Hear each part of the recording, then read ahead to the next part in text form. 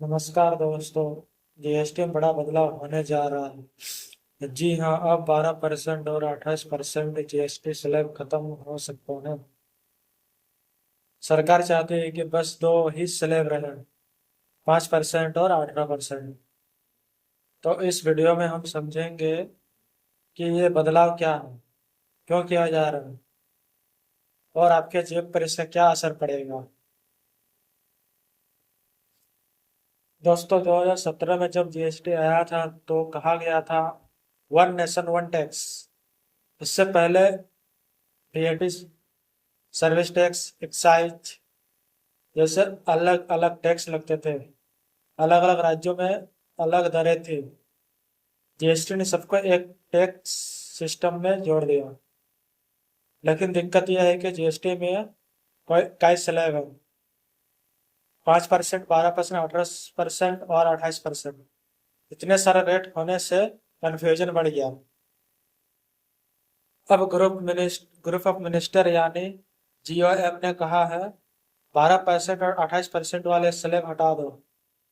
यानी आगे चलकर जीएसटी सर्विस दो रेट में होगा।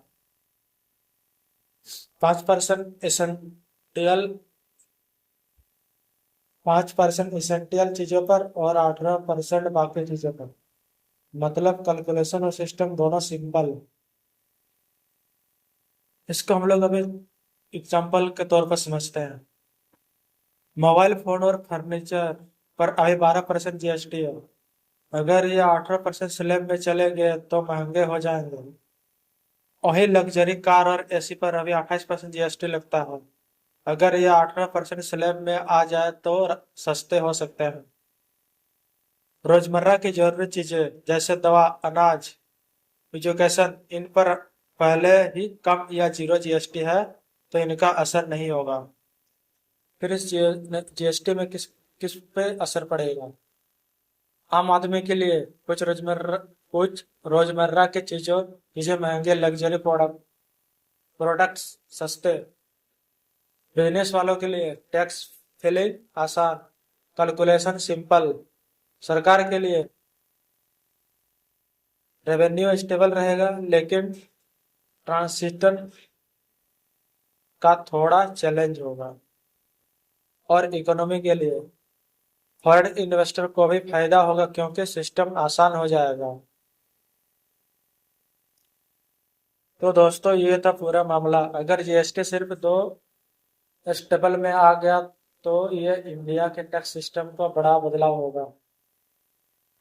अब सवाल आपसे, आपको क्या लगता है जीएसटी सिंपल होना चाहिए या मल्टीपल स्लैब्स सही है? तो दोस्तों, ये था पूरा मामला। अगर जीएसटी दो स्लैब में आ गया तो इंडिया के टैक्स सिस्टम का बड़ा बदलाव होगा। अब सवाल आपसे, आपको क्या लगता है जीएसटी सिंपल होना चाहिए या मल्टीपल स्लैब सही है? कमेंट बॉक्स में जरूर बताइए। वीडियो अच्छा लगे तो लाइक और शेयर करें, और हाँ, चैनल को सब्सक्राइब करना मत भूलिए। मिलते हैं अगले वीडियो में। Thank you.